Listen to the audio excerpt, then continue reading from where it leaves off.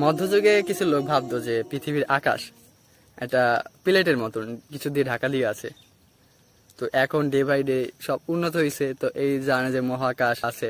আল কুরআন বা কুরআন শরীফে খুব ভালোভাবে বর্ণনা দেওয়া আছে। আল্লাহ নবী বর্ণনা করে দিয়ে গেছেন আল কুরআনের মাধ্যমে।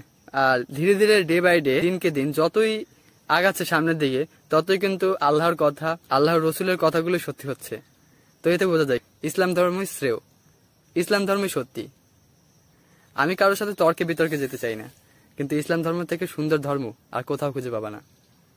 ঠিক আছে, এখানে একটা নিয়ম আছে, শৃঙ্খলা আছে, এদের ভিতরে ভ্রাতৃত্ববোধ আছে, এদের ভিতরে ভয় আছে, দিনের ভয় আছে।